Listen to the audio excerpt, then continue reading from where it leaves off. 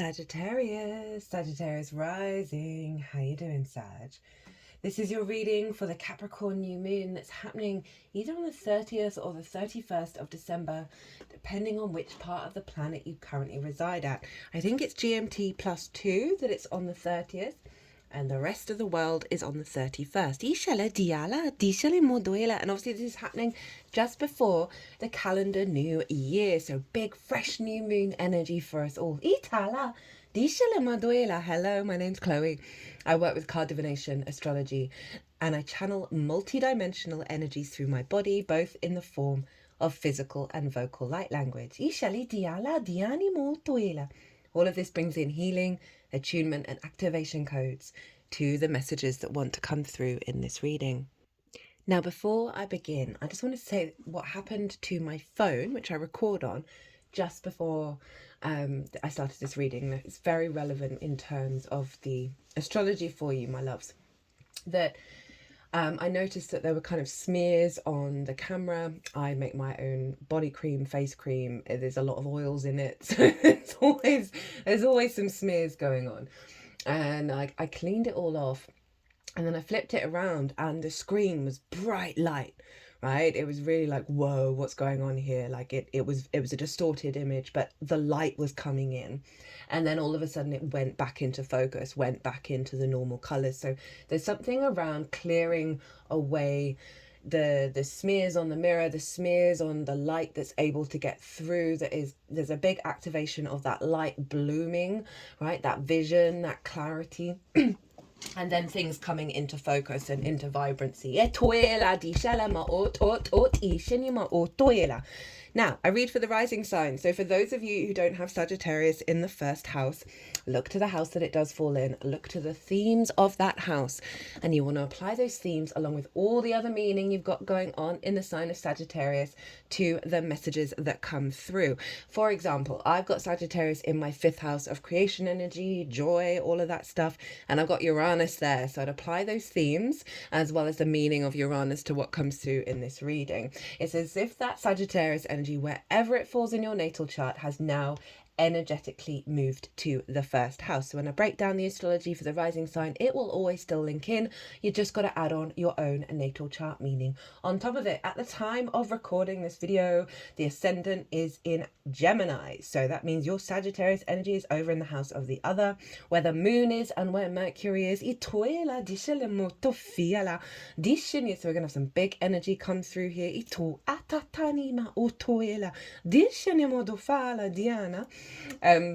Right, a little bit of housekeeping. There is a competition at the moment. Go check out my latest short to enter that competition. The details are in the short. You've got until the 19th of January to join up. And there are 3 personal readings up for grabs. So 'tis the season for giving. So if you feel so inclined, that's available out in the world. Also, if you want a Mars retrograde personal reading, it's happening in the signs of Leo and Cancer. It's a big deal. That Mars transit that I've just done was very powerful. Yeah, if you want a personal reading based on what that Mars transit's all about for you, it's 50% off. So if you want to take me up on that offer, email me directly and we'll sort something out. So, Sagittarius rising, where is this happening for you? This is happening in your 2nd house. This is your resources, your skills, and your tools to manifest and bring in regular income, the things that you value, and most importantly, how you value yourself. Now, if we don't value ourselves truly, madly, deeply, we can then place value in things that distort the truth that we are loved, that we are abundant, that we are worthy. We can also struggle to connect to our skills and our tools if we're doubting our capacity to bring things to the table, of manifesting at the true abundant ratio, interesting, that we're able to do. So you've got this fresh new moon, fresh new energy around these themes. Now, I've done a collective reading.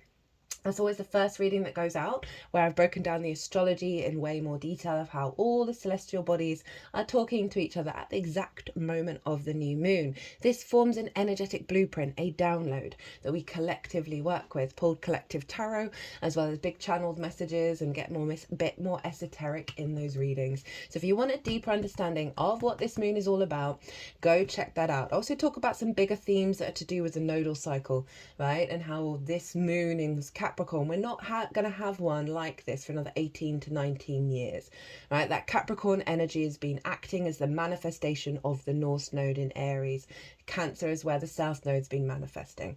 So we're not going to have that access in for another 18 to 19 years. So this is a kind of a big new moon of like the building of everything that we've been working on with this eclipse cycle.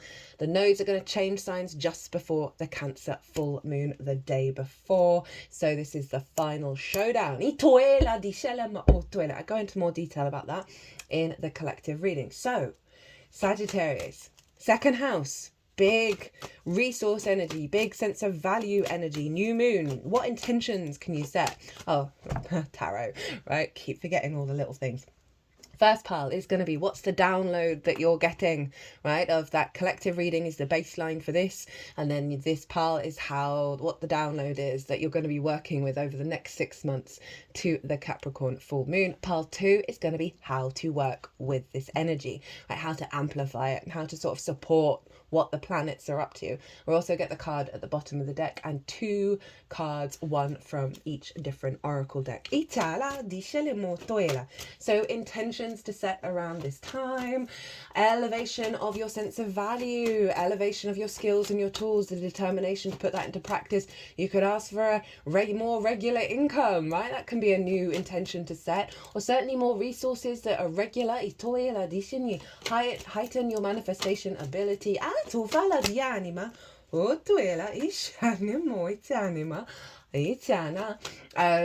Reorientation of the things that you value that are in alignment for your longer term goals. That Capricorn energy, releasing the binds of the old baggage, of the old systems, of the old traditions, and breaking free into a new dimension.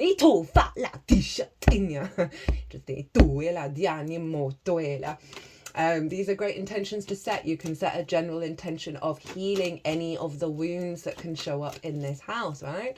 Maybe you've not had the regular income or the resources or an awareness of what your true skills and tools are, and particularly whether you value yourself. Now, you can just do a general healing of that one, as well as asking the sun and moon to highlight where some core wounds might be in order to look at them and heal. And that all depends on where you're at in your path and what you're doing, whether you want to look at the deeper root of it or just do an overall cleanse. Now, Pallas Athena is an asteroid, and she is conjunct the sun and the moon, and she is about long-term strategy and wisdom, right? Getting above the fray, above the drama that you're not going to care about in a week's time, right? Arguably not valuing yourself truly, madly, deeply is a very short-sighted framework that we're all working through. Athena was always seen often with an owl, and obviously owls can fly high above. They have hardcore perspective. They're also able to rotate their head in a full circle. So this is the all-encompassing awareness that is coming through into this moon, right? The moon is at her darkest. The vision of the sun, the clarity of the sun, of the intention with Pallas Athena, all infusing in the moon. So your intuitive body is more in alignment with longer term goals that serve you.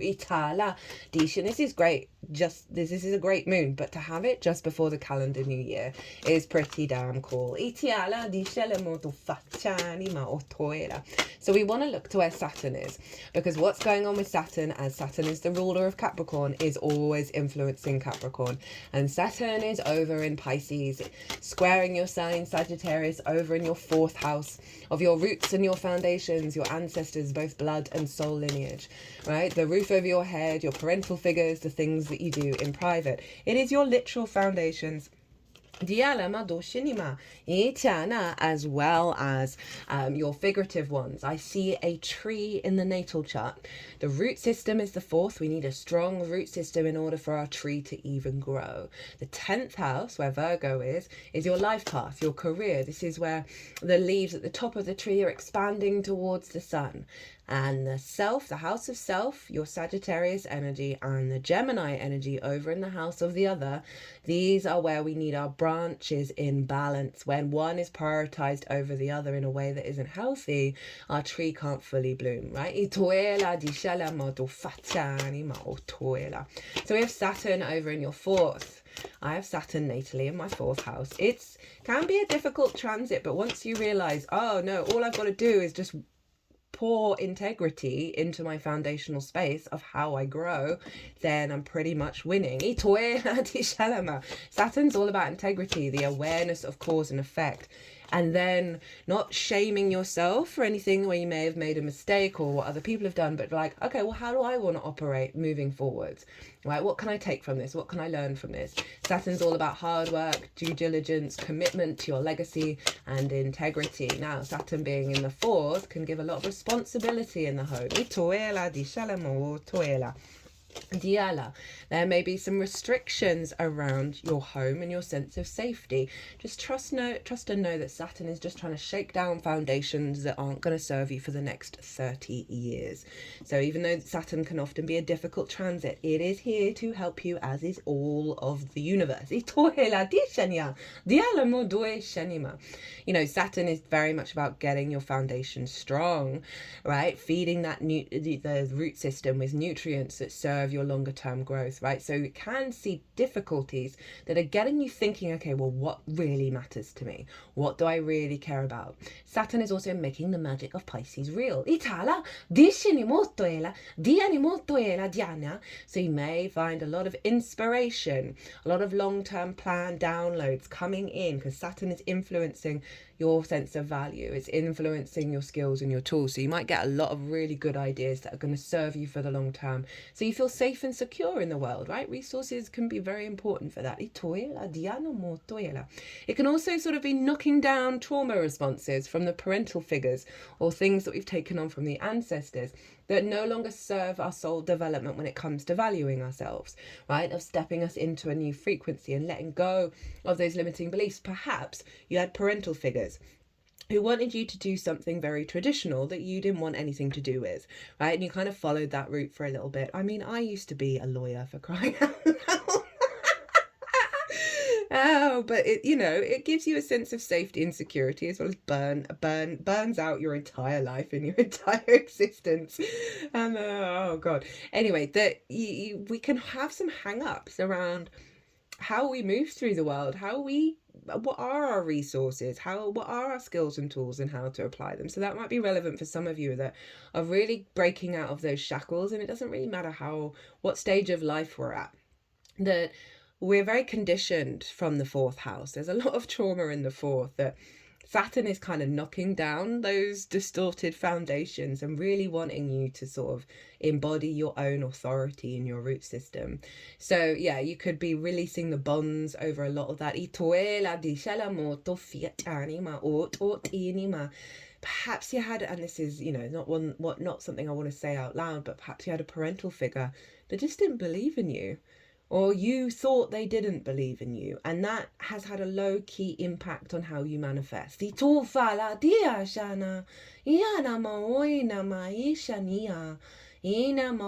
they just weren't around, and you sort of interpreted that as a sense of a lack of value of who you were and all of that stuff. We take things so personally when we're little.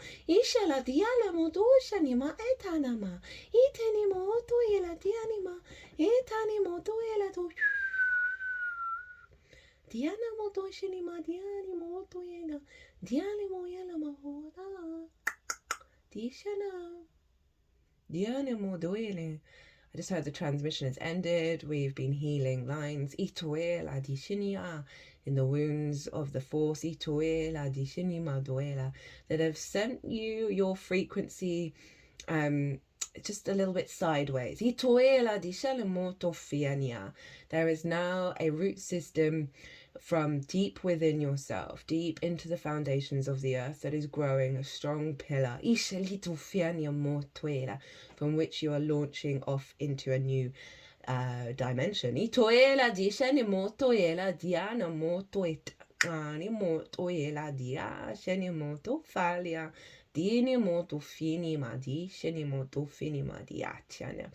I just heard we're sorry for the grief that you've gone through, but it's helped you strengthen a deeper wisdom around that's allowing you to inherently be free.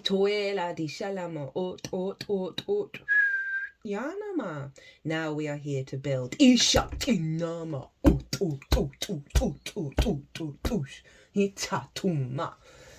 Well, sound. Okay, so at the time of this moon, Saturn is square Jupiter over in Gemini and Mercury over in your sign, Sagittarius.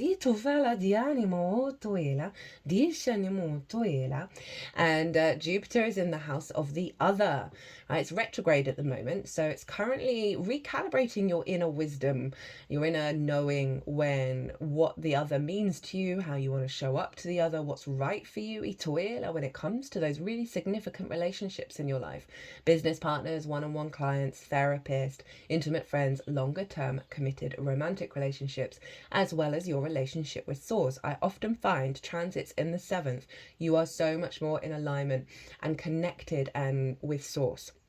When I had Jupiter move through, I've got Jupiter in the 7th, just retrograde natally, but when Jupiter moved through Aquarius and also with Saturn, I recommitted to Source. I found a great deal of wisdom in what Source had to offer, whereas before I'd been quite blind to it. So it is a recalibration around 3D committed relationships, but it stems from the love of Source and therefore the love you have of yourself. Now, a lot of the love languages that we learn come from our early years, come from our parental figures and those around us in those early years, as well as usually they're recreating ancestral wounds or ancestral wisdom / either or, both and, that we then show up with those love languages with every relationship in our lives, including the one with ourselves. So that's tying in, value and how you value yourself, as well as how there may have been distorted value in relationships, right? Jupiter's been helping you sort of revisit that and recalibrate and bring in healthier relationships in the process.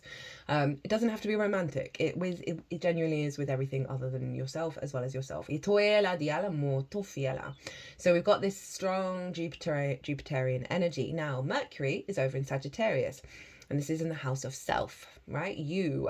How you embody yourself, your actions and your deeds, your body, your character, your sense of self. Mercury is direct, Jupiter is retrograde. They are ruling the whole chart because there's a feedback loop between the two. They're in each other's realms. They are governing all the other celestial bodies, and they have been for a while, except whenever the moon has been in her own realm in the sign of Cancer.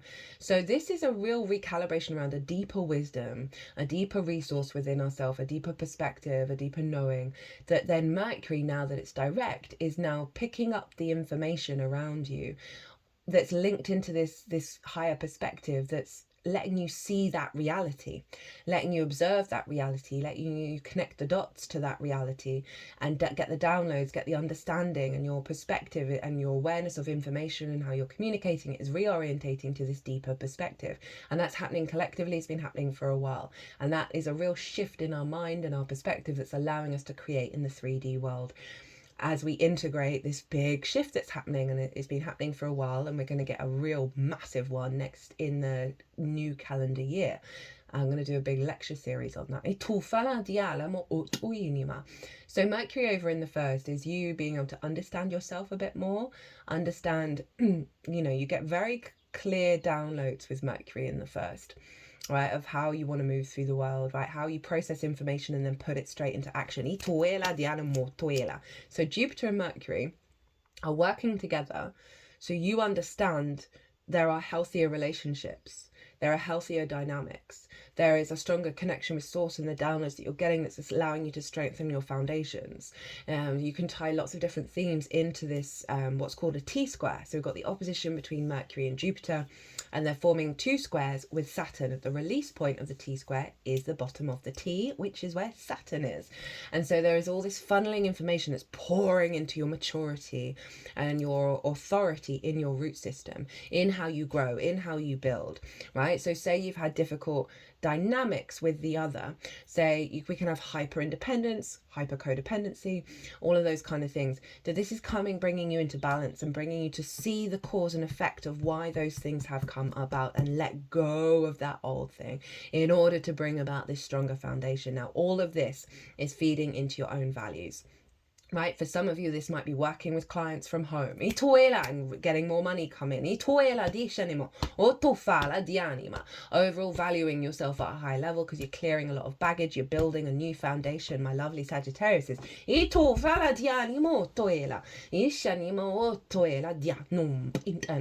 lots of downloads from source around your skills and your tools, and playing around at home and being really curious and open to that. Trying new different manifestation energy. Noticing a real radical change in the things that you value, right? And really seeing, oh no, there's a feedback loop here where I'm getting value, like I'm aware of my own value because that's showing up in the things that I'm prioritizing. Like respect of self. Right, let's get into the tarot. So so the download that you are working with, this is the vibe that this moon is bringing for you. We've got the 8 of Swords in reverse. Hello, Jupiter and Gemini card. We've got the King of Cups. This is a Scorpio card. And the Magician. Hello, Mercury. Love this. Really like this. And we can also apply that King of Cups to obviously Pisces. But I do like the scorpionic energy of like the releasing of unconscious wounds in the unconscious spaces. Of the 12th house. So that 8 of Swords in reverse. This is moon is bringing in a release of, it's clearing away the limiting beliefs, right? In the upright, this is you thinking you're trapped. When you're not, it's all a lie. It's all a delusion. Every perspective is in fact fundamentally a delusion, right? But there are certain ones that like we feel safe in and we feel cozy, but we're actually not doing the best that we can, really, are we? Right? Very understandable, not said with any kind of judgment. I'm certainly in that space of like, oh, just carry on ticking along, and contracting rather than expanding. So it's in reverse. So it's saying that there's some limiting beliefs that have kept you caged, kept you from knowing your own value, kept you from being aware of your skills and your tools and your manifestation ability to bring in more abundance, right? So often with the second house, we are not open to receive because we do not value the essence of who we are at a very unconditional level. And I love that this is falling in. Again, limiting beliefs around relationships, around the home, around your foundations. Falling away. King of Cups. Right? This is you being confident in your emotional body. Right? No longer getting distorted by it. It's not governing you. You're in control. You're mature and you're sovereign in your nature. This feels very Saturnian energy, floating around on the ocean. Of now you're finding the capacity to work with your emotional body, with your intuition, with your sense of love, very creative, very imaginative energy, right? So really being able to not drown in the ocean, but float along it, right? Rather than getting lost in the swirls of emotions. This is you having a level of maturity and sovereignty when it comes to the water body, when it comes to your foundational energy, you building from a place of power. And again, what I said about how you may get a lot of inspiration, a lot of downloads when you're at home or in your private, it doesn't have to be the literal home, around the next stage of manifesting your skills and your tools and really being able to elevate that. And then the Magician. Hi, Mercury. So with this sense of emotional control, of realizing you have your own power, you are then able to manifest and create, right? The sense of knowing everything around you is a resource in order to manifest. So you may be not in the most abundant place, but whenever this card shows up, it's saying you got to go within. As within, so without. Of really knowing that everything that you do, everything around you is an act of creation, is an act of abundance. Even if it's not ticking the boxes that you would quite like, by having that framework, you're realizing, oh no, there's abundance in this, and this. There's manifestation energy in this, in everything. Right? And the more that we put that into practice, that idea, that the more we're sort of aware of that, I'm just getting a lot of energy flow through my hands. You might want to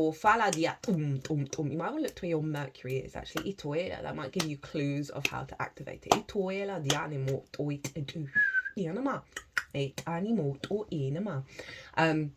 Of really just bringing you in your power of like bringing things in and having the ideas and the inspiration of knowing what to do. I am here for this. SAGITTARIUS CAPRICORN. How to work with this energy. We have the High Priestess, the Two of Wands, and Lady Justice. So they want you. I love you got the Magician and the High Priestess. Now, I would always, if I was to make my own tarot deck, I would put the High Priestess before the Magician, because for me, that's the trick to manifesting, is to surrender, is to know and practice that energy of knowing that you are drawing towards you everything that brings you abundance and fertility, right? And she knows, she doesn't have faith, she knows that that's what's going on. And it is this act of surrender, this softening, very yin energy. This is the moon. She's balancing the material and the unseen realms together. And when we do that, that's when we invoke the power within ourselves and in our environment. So they're calling on you to step into this, to let go of the fear and the worry of how things are going to manifest, right? And when you soften and you get out of control energy, you then see what your instincts want to do after you've gone into that non-conflict space, right? And that's when the Magician comes out, right? That yang energy that wants to take action. But to get it truly in alignment, we got to embody this first. And we got to really focus on feeling that balm, that soothing energy of the High Priestess run through us. It's also saying tap more into your intuition, tap more into your magic, the downloads, the inspiration, all of that. And then we have the Two of Wands, which is saying, okay, right, got to put this into practice and then really refine it, right? And get the lay of your new land, having worked through this and done certain stages with this, because there's a new landscape emerging, right?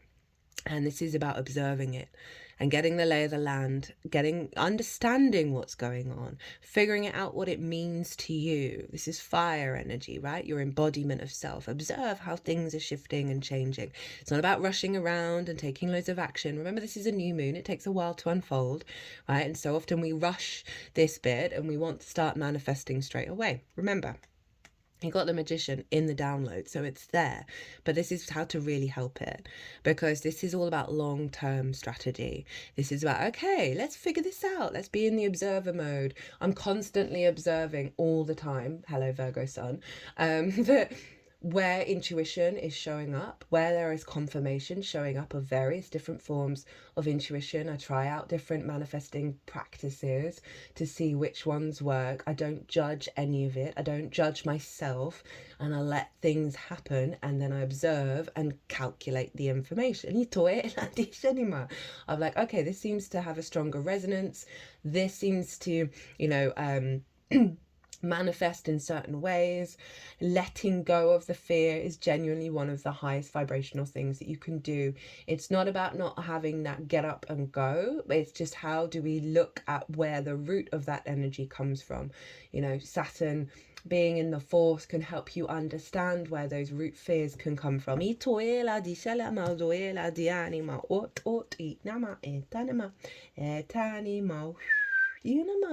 So tap into your High Priestess vibes, get the lay of the land, know what you're doing during this process is serving you to embark on a new journey. But it's very helpful to be in awareness, like getting the lay of like realizing, oh no, I do love myself. I do value myself in a really healthy way. Oh, my skills, look at them go, look at them shift and change, and the resonance of them. I'm not in doubt anymore. And then you've got justice, which is Libra.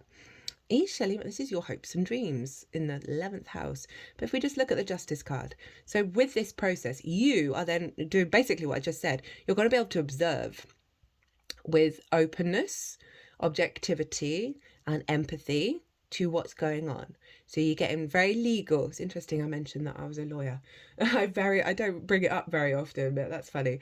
There's things coming into balance here where you are able to observe the work that you've done, what's unfolding objectively, and you're going, okay, this appears to be real, right? It's hard to get into the magician energy. It's really hard to like truly believe we are all miracle workers. And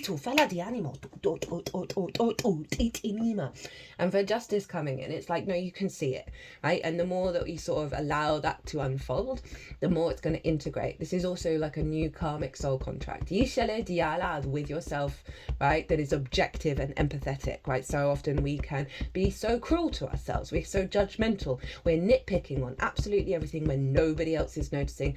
One thing I've often said to myself, but like to socially anxious friends, when they're worrying if people are judging them for what they're doing or whatever it is, even though whatever they're worrying about, it genuinely isn't a thing. And I'm not trying to diminish that, because I've experienced that for most of my life. It's just heartbreaking when you see such powerful people just fall into that pit. And I always say to them that no one cares about them in the best possible way, right? That everybody's thinking about themselves, right? But we can be so cruel. We can be so cruel about what we're bringing to the table. And I love that this is coming through of being like, not anymore. Own yourself. What's at the bottom of the deck? I think you got this in the Capricorn solstice reading. I swear. Like the empowerment of self, right? This is your fire energy. This is you got two kings, right? Maturity, that's the Saturn influence, right? The capacity to be in your sovereign nature and act on it, your instincts being powerful and mature, and I'm here for it. So this process is going to help your embodiment of self, right? Your confidence, your maturity in that confidence, because so often confidence can be an extreme of it can be an extreme representation of a lack of self-value. But this is like bossing up energy. Shut the front door on your way out. You're killing it. Like this limiting belief card falling away in your emotional power, in your magic power. Love it, love it, love it. Right, let's get into the oracle cards, my loves. Okay, what we got? Ti anima. Dushinimo dufalima dinima. Dina di mortoela. Right, which one do you want? Okay, they want the rainbow Brainskull first. This is pretty cool. I just read what the card says. I hadn't seen any of these. I think I saw the Magician. Did I see any of those? And I think I saw the Magician and the Justice card. When I was shuffling. It's always fun when you don't see any of the cards. Right. Create right now, not just during soft good times. Okay, that's that's the wisdom for all of us. I love the image of this. Look at that. Being too comfortable is a recipe for terrible art. If you keep waiting for things to get better, you may find that time never comes.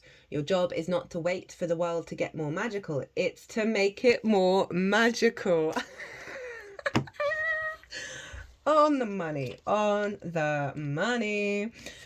That's an appropriate turn of phrase, given this is the second house of your resources, your regular income. Find some fun, find some magic in what you're doing. Honestly, I was talking about this with Scorpio. Like, predominantly throughout my whole life, my agenda has been to help people. Can't help it. Virgo sun. And there's lots of other things in my chart. And with this channel, that was obviously one of the things, because astrology and all of this has helped me no end. I try and never speak about things that I haven't put into practice, that I haven't seen work, right? I haven't learned through my own healing journey. And then I really had to let go of that. I had to let go of the intention, the bigger intention behind what everything I do is a facilitator. And I really had to find the confidence without feeling selfish to lean into the pure joy of what I do. I love this so much. It's so much fun. It is just so much fun.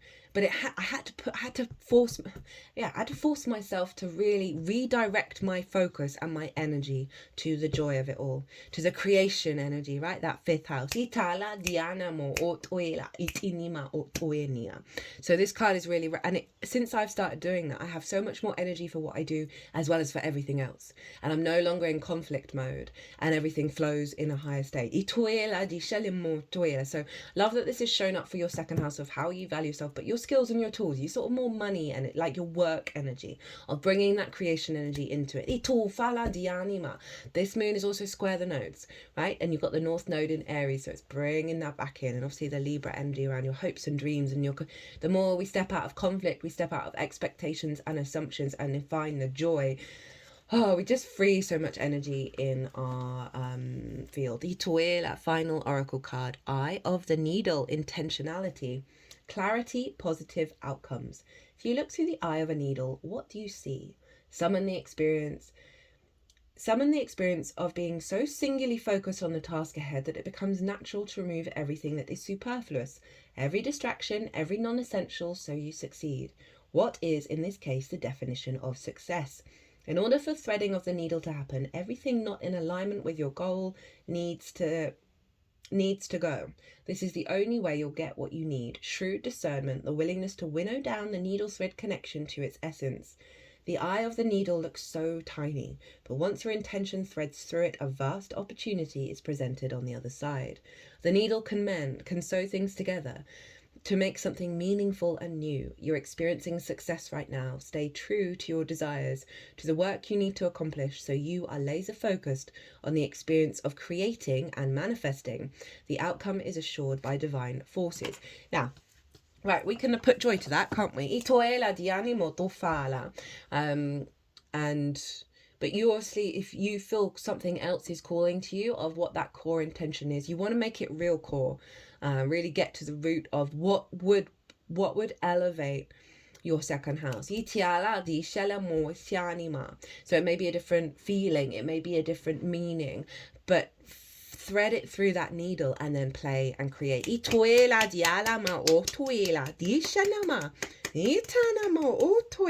my lovely Sagittariuses, I hope you enjoyed this reading. I hope it resonated. If it did, hit that like button, leave me a comment. I'd love to hear from you. What you up to? What's your new calendar year resolutions? How has the festive season been for you? How you doing? Right, what else did I want to say? If you want a personal reading, my website is everywhere. If you want to pay by PayPal, email me directly. There's a competition. Go check out the latest short. That will give you all the information on how to enter. And if you want 50% off a Mars retrograde personal reading, email me directly. My lovely Saggies, I hope you have the best time for this new year. Be good to yourselves, be good to those around you, safe travels, and be well until we meet again.